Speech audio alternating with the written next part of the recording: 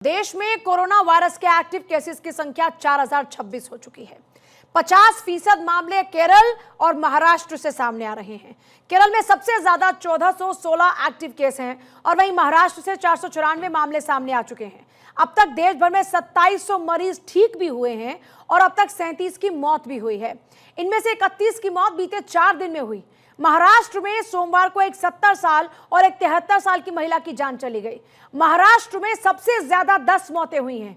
अगर 24 घंटों की बात करते हैं तो केरल, तमिलनाडु, पश्चिम बंगाल, गुजरात में भी एक एक मौत हुई है कोरोना के कारण। लगातार बढ़ते केसेस के बीच दिल्ली के आरएमएल, सफदरजंग और इन समेत अन्य अस्पतालों में तैयारियां शुरू हो चुकी हैं। हालांकि डॉक्टर्स का कहना यह है कि कोरोना के मामले बढ़ना कोई चिंता की बात नहीं। किसी भी मरीज को कोई गंभीर समस्या नहीं हो रही, सभी में लक्षण सामान्य हैं। वहीं यूपी के स्वास्थ्य मंत्री ब्रजेश पाठक ने कोरोना को लेकर कहा कि हम पूरे तरीके से सतर्क हैं और कोविड का पैनिक नहीं है। ये कोरोना इस बार का बिल्कुल भी पैनिक वाला नहीं है। साधारण सर्दी जुकाम बुखार तक है। हर तरह से हम लोग सतर्क हैं। ऑक्सीजन प्लांट्स का सभी का मॉक ड्रिल करा लिया गया है और सभी को सतर्क रहने के लिए कहा गया है। ये कोरोना का वेरिएंट केवल उन्हीं लोगों को पीड़ित कर रहा है जो पहले से बीमार हैं या वृद्ध हैं। सभी को, ऐसे लोगों को सतर्कता के साथ काम करना है। बार बार हाथ धोने, सैनिटाइजर लगाना, भीड़ भाड़ वाले स्थानों पर जाने से बचना है। जो अत्यधिक बीमार हैं, जो सीरियस मरीज हैं, उनके लिए ये हमारा अनुरोध है और वृद्ध जन हैं वो भी सतर्क रहें। बाकी कोरोना बिल्कुल भी इस बार चिंता करने वाला नहीं है। सतर्क हैं, कोई पैनिक सिचुएशन नहीं है। तैयारी हमने पूरी की है, डरने की कोई बात नहीं है। लेकिन डॉक्टर्स का पैनल क्या कहता है, आइए इसी पर चर्चा हम करेंगे। Doctor DR. राय हमारे साथ में, पूर्व महासचिव है आईएमए के। डॉक्टर पीयूष ओझा हमारे साथ में है फोर्टिस हॉस्पिटल से, और साथ ही साथ डॉक्टर संजीव सिन्हा हमारे साथ में दिल्ली एम्स से इस वक्त हैं। आप सभी का स्वागत है। संजीव सिन्हा सर, सबसे पहले आपके पास आते हुए, सरकारें कह रही है कि पैनिक सिचुएशन नहीं है, लेकिन लोगों में मौत का जो डर है वो अब सता रहा है, वो देखने को मिल रहा है, क्योंकि हमने देखा कि मौत का आंकड़ा बढ़ रहा है कोरोना के केसेस में अब। Good afternoon to everyone and I would like to tell कि देखिए, ये जो कोरोना अभी जो भी पेशेंट हम लोग ने देखे हैं स्पेशली इन नॉर्थ इंडिया, तो उस पे बहुत ज़्यादा केसेस नहीं हैं और जो भी केसेस हैं वो माइल्ड केसेस हैं। अब माइल्ड केस में क्या होता है ये मैं बताना चाहूँगा। जो एम्स में मैंने केसेस देखे हैं उनमें पेशेंट को थ्रोट हुआ है, फीवर हुआ है, खांसी हुई है, बॉडी एक होता है, कुछ लोगों को हेडेक हुआ है और लूज मोशन हुए हैं, वोमिटिंग हुई है। बट कोई भी पेशेंट ऐसा सीरियस नहीं हुआ है जिनमें हाइपरटेंशन हुआ हो या निमोनिया हुआ हो या और सीरियस कॉम्प्लिकेशन हुआ हो। जैसा कि आपने बिगनिंग स्टेटमेंट में बताया कि इन लोगों, जो पेशेंट वृद्ध होते हैं, ओल्ड एज के होते हैं, जो पेशेंट को डायबिटीज, हाइपरटेंशन, कैंसर की बीमारियां या और इम्यूनोसप्रेशन बीमारियां होती हैं, HIV, एड्स, तो उन पेशेंट में ज़्यादा चांसेस होते हैं कोविड को पकड़ने के लिए। तो इसके लिए कुछ गवर्नमेंट ने गाइडलाइंस भी दी हैं और उन गाइडलाइंस में ये बताया गया है कि आपको अगर इस तरह के सिम्टम्स हैं तो आपको अपने आप ही आइसोलेशन कर लेना है और अपने डॉक्टर से सलाह लेनी है, जो भी नियर बाय डॉक्टर है। और अपने को अगर खांसी आ रही है तो आपको मास्क लगाना है और अगर आप गैदरिंग में नहीं जाना है, अपने को आइसोलेट करके रखना है, खूब पानी पीना है, बुखार आ रहा है तो पैरासिटामोल लेना है, सिम्टोमेटिक ट्रीटमेंट करना है, कोई पैनिक होने की जरूरत नहीं है। ठीक है सर। डी.आर. राय सर, आपके पास, सर मैं आपके पास वापस लौटती हूँ। राय सर, क्या वाकई लोगों को पैनिक होने की जरूरत नहीं है? क्या वाकई लोगों को डरने की जरूरत नहीं है? क्योंकि अभी जिस तरह से रैपिडली हम देख रहे हैं केसेस में इंक्रीमेंट है, ये टेंशन वाली बात तो है। पूजा जी, आपने बहुत अच्छी बात की। डरने का जहां तक सवाल है कि हम लोगों ने 2020 और 21 के अंदर बहुत कुछ भुगता है ना, कि हिंदुस्तान पूरे विश्व ने भुगता है। और इस वक्त ये बीमारी ने दोबारा जो हमारे यहाँ देश में दस्तक दी है, अगर हम एहतियात नहीं बरतेंगे तो हमको ज्यादा परेशानी होगी। घबराना नहीं है, लेकिन एहतियात पूरी बरतनी है। जो 2020 और 2021 के अंदर हमने प्रोटोकॉल्स आजमाए थे, जिस प्रकार से हमने आइसोलेशन में अपने आप को रखा, भीड़ से अपने आप को बचाया, सैनिटाइजेशन का रखा, कंटिन्यूस हाथ धोए, अगर ये चीजें हम करते रहेंगे तो मैं फिर कह रहा हूं हमको डरने की जरूरत नहीं है। जैसे कि आपने कहा अपने ग्राफिक के अनुसार कि कुछ मौतें हुई हैं, वाकई में बड़ी वो जिसमें खासतौर से वो मौत जो 22 साल का 25 साल का एक युवक चला गया, 22 साल की एक लड़की चली गई, तो हमको उसके बारे में जरूर पता लगाना है कि उनको ऐसी कौन सी मॉर्बिड बीमारियां थी जो पहले से पीड़ित थी जिसकी वजह से गई। क्योंकि ये वायरस आज की तारीख में जो लोग को मॉर्बिड यानी कि जो ऑलरेडी बीमार हैं, जैसे डायबिटीज है, उनको हाइपरटेंशन है या कैंसर है या कोई और बीमारियां, किडनी फेलियर बैठे, इनको ये बीमारियां जल्दी पकड़ लेती हैं, तो इनके ऊपर ज्यादा और खतरा बन जाता है। तो इसलिए उन लोगों के लिए और खासतौर से एल्डर लोगों के लिए हमको बहुत ध्यान देने की जरूरत है। और जिन लोगों ने, एक और चीज है कि जो हमने वैक्सीन आज से 2 साल पहले 3 साल पहले लगाए थे, अभी भी हमारे लोगों को उसका प्रोटेक्शन मिल रहा है। इसलिए जिंदा अगर उनको थोड़ा बहुत इन्फेक्शन होगा तो बड़ा माइल्ड होगा, अस्पताल जाने की जरूरत नहीं पड़ेगी। अगर वो अपने आप को, मैं आपके माध्यम से जनता से जरूर कहूंगा, जब भी आपको कोई सर्दी जुकाम ऐसी कुछ लगती है, कृपा करके अपने आप को आइसोलेट कर लीजिए। आप अपने आप को आइसोलेट करेंगे तो आप अपने घर वालों को भी बचा रहे हैं और बाहर दूसरों को भी बचा रहे हैं, उससे आपको पता लग जाएगा। और टेस्टिंग भी करवा लीजिए हर चीज के बारे में। देखिए कई चीजें तो टेस्टिंग नहीं होती तो पता लगा केस बढ़ते जा रहे हैं, अगर टेस्टिंग होने से आपको केस बढ़ रहे हैं तो हमारा जो प्रोटोकॉल, जो भी एडवाइजरी आएगी, हमारी एडवाइजरी, गवर्नमेंट एडवाइजरी भी उसी ढंग से देगी। तो हमको घबराना, मैं फिर बोल रहा हूँ, चिंता करने की जरूरत नहीं है। बड़ा माइल्ड वायरस है ये म्यूटेशन। और अगर आपको ध्यान हो 2021 में हमने कहा था अब हमको कई सालों तक कोरोना वायरस के साथ रहना पड़ेगा। ऑफ एंड ऑन आएगा जाएगा, लेकिन घबराने की जरूरत नहीं है। जैसे सर्दी जुकाम इन्फ्लुएंजा होता है, उस तरह से ये भी आएगा। ठीक है डॉक्टर पीयूष ओझा, सर ये जानना चाह रही हूँ कि अभी ऐसे केसेस सामने जिसमें तीनों डोज ली हुई थी कोरोना की और उसके बाद में जो वैक्सीनेशन का डोज है, वैक्सीनेशन के डोज के बाद भी लोगों की जान चली गई, तो लोगों में एक अलग ही मिथ है कि फिर वैक्सीनेशन से फायदा क्या हुआ अगर वैक्सीनेशन के बावजूद भी जान जा रही है, तो उस पर आप दर्शकों को किस तरीके से जानकारी देंगे? पहले तो मैं आपको बहुत धन्यवाद देना चाहता हूं कि आपने मुझे यहाँ पर आमंत्रित किया। देखिए ये कॉमन मिथ है कि वैक्सीनेशन काम नहीं कर रहा है, इसमें कोई डाउट नहीं है कि जो भी वैक्सीनेशन हमने कोरोना के अर्लियर वेव्स में लिया है वो हमको प्रोटेक्ट कर रहा है। अदरवाइज जो कोरोना की वजह से मॉर्बिडिटी और मॉर्टेलिटी होती वो कहीं अधिक होती, तो कहीं ना कहीं हमको बहुत फायदा हुआ है। इसलिए जो हमारा प्रपोज्ड मोर्टेलिटी था वो काफी कम है दूसरी कंट्रीज के मुकाबले। और जहां तक बात है ये जो नया वेरिएंट है, जैसा कि बाकी पैनलिस्ट ने भी कहा, हमें इसमें घबराने की जरूरत नहीं है। हाँ, इसकी ट्रांसमिसिबिलिटी बहुत ज्यादा है, फैलता बहुत ज्यादा है, बट इसकी सीवियरिटी बहुत कम है। नंबर की तरफ हमें देखकर घबराना नहीं चाहिए। जो स्टैंडर्ड प्रिकॉशंस हैं हम लेते रहें, खासकर वो लोग, जैसे कि पहले भी बार बार बताया गया है, जो कि इसके रिस्क में आते हैं, जैसे कि एल्डरली पॉपुलेशन, बच्चे या फिर इम्यूनो कॉम्प्रोमाइज लोग, उन्हें थोड़ा सा ध्यान रखने की जरूरत है। बाकी ये एक साधारण इन्फ्लुएंजा की तरह है जो अधिकतर लोगों में अपने आप ही ठीक हो रहा है। डॉक्टर संजीव सर, दिल्ली की अगर बात करते हैं, दिल्ली के अस्पताल किस तरह से तैयारी करे बैठे हैं इस बार कोरोना से निपटने की?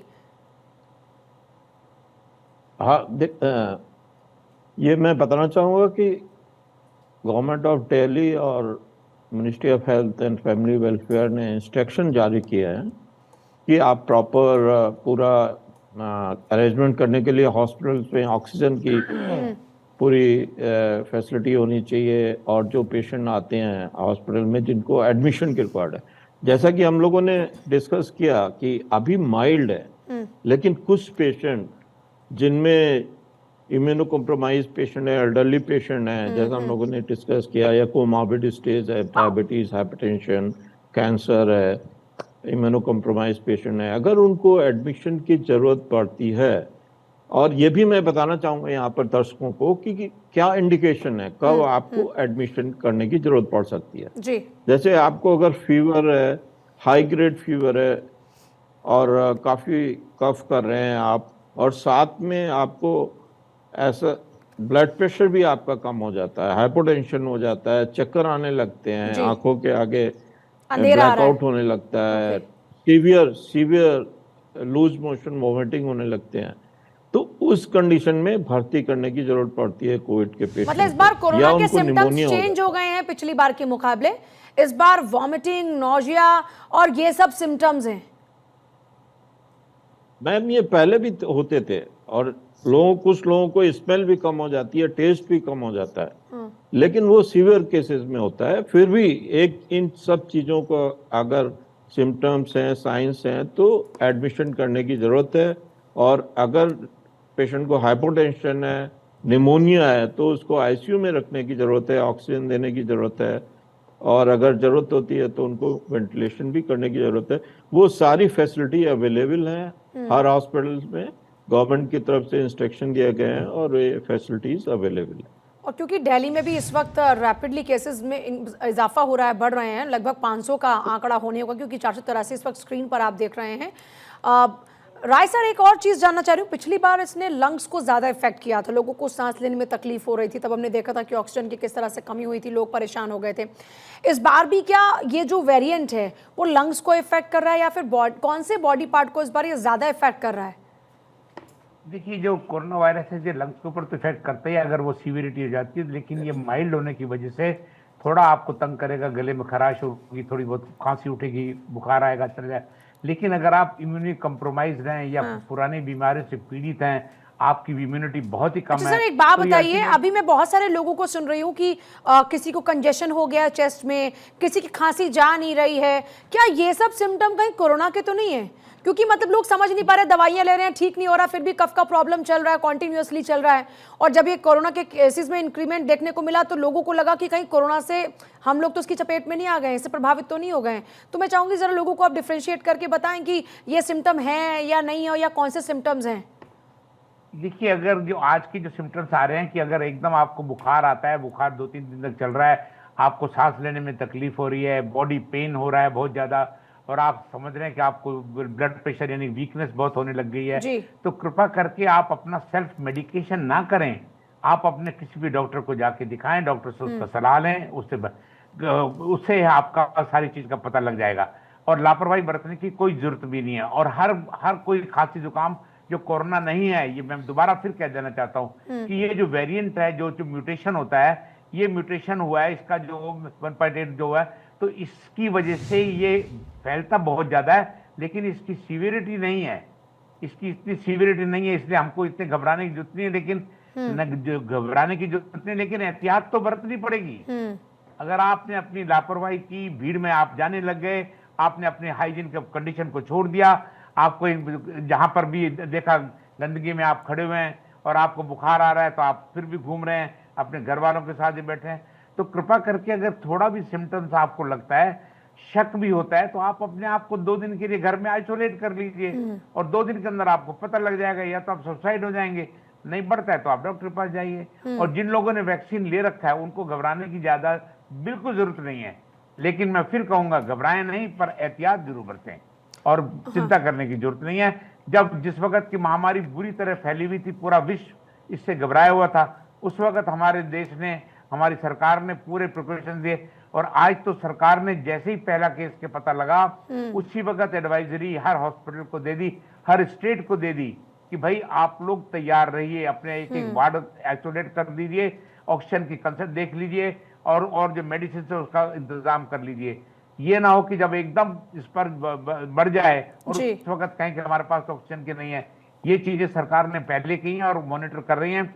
हमारी डॉक्टर कम्युनिटी IMA के थ्रू भी हम लोगों ने अपने एसोसिएशन में सबसे कहा है कि हमको लोगों को अवेयरनेस लाने की बहुत ज्यादा जरूरत है।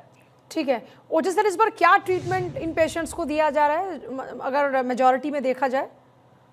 ठीक है ना, ये इन केसेस के अंदर जो भी आ रहे हैं सपोर्टिव केयर है, सिम्टोमेटिक केयर है इसमें। फिलहाल जो भी पेशेंट्स के लिए अगर फीवर है तो फीवर कंट्रोल किया जा रहा है, अगर डिहाइड्रेशन हो रहा है तो डिहाइड्रेशन।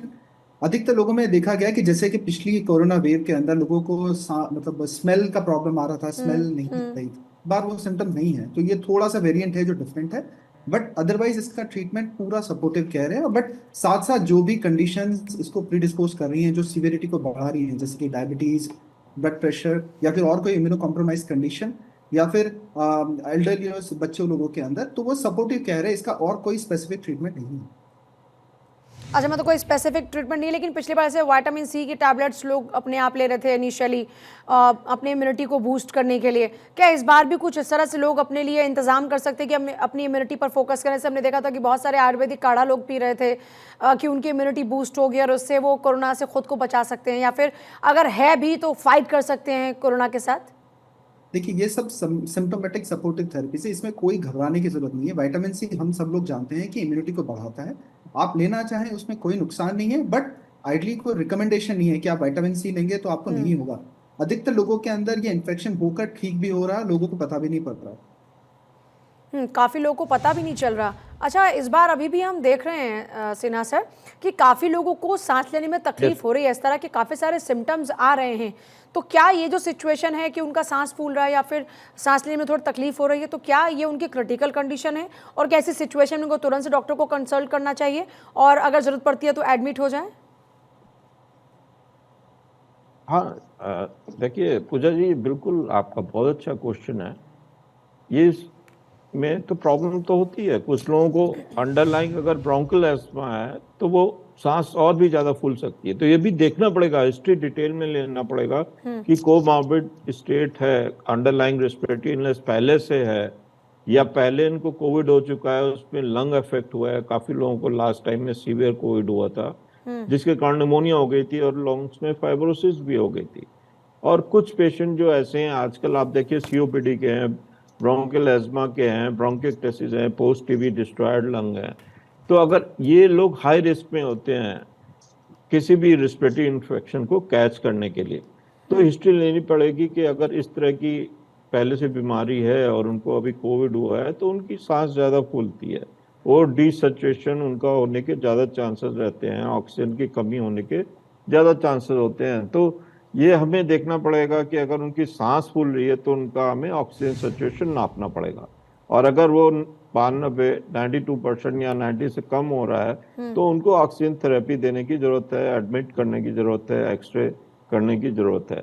तो ये आपका बहुत अच्छा क्वेश्चन है, बट उसमें हर एक पेशेंट में सांस फूलने के चांसेस कम हैं। अच्छा। लेकिन जो कोमॉर्बिड स्टेज है, जिनको रेस्पिरेटरी इलनेस है, सार्स लाइक इलनेस है, वो गाइडलाइन में सारा कुछ डिटेल में दिया हुआ है, तो उन लोगों को हमें प्रायोरिटी पे ट्रीट करके एडमिशन करने की जरूरत पड़ सकती है। अच्छा, डॉक्टर राय सर एक बात बताइए, जो लोग पहले कोरोना संक्रमित हुए हैं, क्या कोरोना संक्रमित होने के उनके चांसेस कंपैरेटिवली ज़्यादा हैं क्या और लोगों के, या ये एक मिथ है? देखिए, जो कोरोना से पहले सफर कर चुके हैं उनके अंदर इम्यूनिटी भी आ गई और उन लोगों ने वैक्सीन भी ले गए हैं, तो उनके बल्कि उनको इम्यूनिटी ऑलरेडी उनके पास है, उनको सफर नहीं करेंगे। अच्छा। लेकिन फिर मैं कहता हूं, अगर वो कोई और बीमारियों से पीड़ित हैं तो उस वक्त उनके ऊपर असर जल्दी होगा, वो ज्यादा पकड़े जाएंगे। इसलिए उनको एहतियात ही बरतने की जरूरत है। सबसे बड़ी चीज मैं कह दूं आज की तारीख में हमारे लिए, सिवाय प्रिकॉशंस लेने के, अपने आप एहतियात बरतने के अलावा कोई चिंता करने की जरूरत नहीं है। किसी भी हालत के अंदर पैनिक फैलाने की भी जरूरत नहीं है। ये जैसे आम सर्दी बुखार जुकाम आता है उसी तरह आया और चला जाएगा, कोई घबराने की बात नहीं है। लेकिन जिनको हो चुका उनको इम्यूनिटी पहले दी गई। देखिए, हमने लास्ट 2020 में 21 में हर्ड इम्यूनिटी की बात की थी। जब पॉपुलेशन के 70-80% तक की सफर कर जाती है, ऑटोमेटिकली इसके अंदर हर्ड इम्यूनिटी आ जाती है, तो उससे हमको लड़ने की क्षमता भी मिलती है और वायरस भी उससे कमजोर हो जाता है। इसलिए कोई ऐसी चिंता की अगर किसी लोगों ने पहले अपने वैक्सीनेशन प्रॉपर नहीं दिए हैं, कृपा करके आप जाके अपने डॉक्टर से सलाह करके सेंटर पे जाके वैक्सीनेशन से लगवा लीजिए। वैक्सीनेशन आपको बहुत प्रोटेक्शन दे रहा है। उस वक्त भी अगर हम लोग बच पाए थे तो हमारे वैक्सीनेशन की इतनी अच्छी मात्रा में दिए गए कि पॉपुलेशन को सफर करने की जरूरत नहीं पड़ी। तो ये कहें ओझा सर कि जो लोग डायबिटिक हैं, जिनको बीपी का इशू है या जिनको इस तरह की प्रॉब्लम है, वो हाई रिस्क पर हैं, और अगर आपके घर के बुजुर्ग हैं तो आप लोगों को ये कहेंगे कि वो कम से कम उन लोगों को ज़्यादा प्रोटेक्ट करें, उनको एक्स्ट्रा केयर की ज़रूरत है इस वेरिएंट से बचाने के लिए। हाँ जी बिल्कुल, जिन लोगों को डायबिटीज है, ब्लड प्रेशर है, वो ऑलरेडी इम्यूनो कॉम्प्रोमाइज स्टेटस में आते हैं। जिन लोगों को ऑलरेडी लंग की प्री एग्जिस्टिंग कोई बीमारी है, जैसे कि सीओपीडी है, क्रॉनिक स्मोकर्स हैं, या फिर कोई और दूसरी लंग की डिजीज है, वो थोड़ा सा हाई रिस्क कैटेगरी में आते हैं। उन्हें स्टैंडर्ड प्रिकॉशन जैसे मास्क पहनना, अगर परिवार में किसी को सर्दी खांसी हो रहा है, चाहे वो डायग्नोज हुआ हो चाहे नहीं हो, जो स्टैंडर्ड प्रिकॉशन है मास्क पहनना, अपने हाथ को बार बार क्लीन करना सैनिटाइजर से या हैंड वॉश करना, स्टैंडर्ड प्रिकॉशन लेने की जरूरत है। ताकि वो देखिए, इसमें ना दो चीजें हैं, इन्फेक्शन होना और डिजीज की सीवियरिटी होना।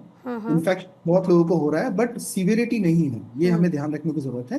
पर जो हाई रिस्क कैटेगरीज हैं उनमें हमें एक्स्ट्रा प्रिकॉशन रखने की जरूरत है। अच्छा सिन्हा सर, एक एक जनरल सा क्वेश्चन है, मैं वो चाह रही हूँ कि आप जरा समझाएं। पिछली बार हमने देखा था कि केरला, महाराष्ट्र, दिल्ली ये ऐसे स्टेट हैं जहाँ पर सबसे ज़्यादा कोरोना के केसेस सामने आते हैं। इसकी वजह क्या है?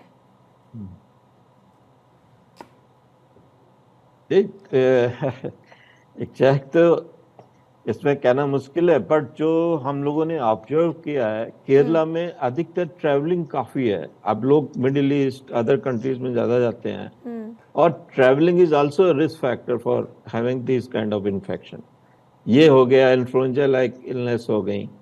तो और थोड़ा सा humid atmosphere is also one of the risk factor. Okay, so एक चीज़ तो ये हो गई। दूसरा ये हो गया कि काफ़ी कई बार लोग क्राउडेड प्लेसेस में जाते हैं, तो ये भी है गाइडलाइन में, आप क्राउडेड प्लेस में जाना अवॉइड करें। ज़्यादा लोग जहाँ पर हैं और ऑफिस में है तो एक साथ सर, इस खाना वक्त पीना तो ना इसके करें। और फैलने की चांसेस इसलिए बढ़ जाते हैं क्योंकि सिन्हा सर, हम देख रहे हैं कि वैकेशंस हैं और बच्चों की वैकेशन है, तो खासतौर पर जो फैमिलीज हैं वो इधर से उधर मूव कर रही हैं वैकेशंस के लिए, तो ये और ज्यादा ट्रांसमिट हो सकता है मैंने सिचुएशन वो में। चीज़ तो आपको कहा कि travelling is also risk factor, तो दैट्स आई टोल्ड यू। ठीक है। और स्पेशली जो है, आप अगर लार्ज गैदरिंग में जा रहे हैं तो एक दूसरे से इन्फेक्शन होने के चांसेस ज्यादा रहते हैं। तो आप लार्ज गैदरिंग है, जैसे कहीं पे शादियां हैं या कोई फंक्शन है, कल्चरल प्रोग्राम है, तो वहां जाना अवॉइड करें। अगर आपको जाना भी पड़ सकता है, कोई इम्पोर्टेंट वर्क है, तो आप मास्क लगा कर जाएं। अपने भी हैंड हाइजीन आप तीनों का सर बहुत शुक्रिया, आगे वक्त नहीं है चर्चा को आगे बढ़ाने का, लेकिन आप तीनों का बहुत बहुत शुक्रिया हमारी जनता को अवेयर करने के लिए। डरने की कोई बात नहीं है, लेकिन फिर भी 2 गज की दूरी, मास्क अब भी है जरूरी।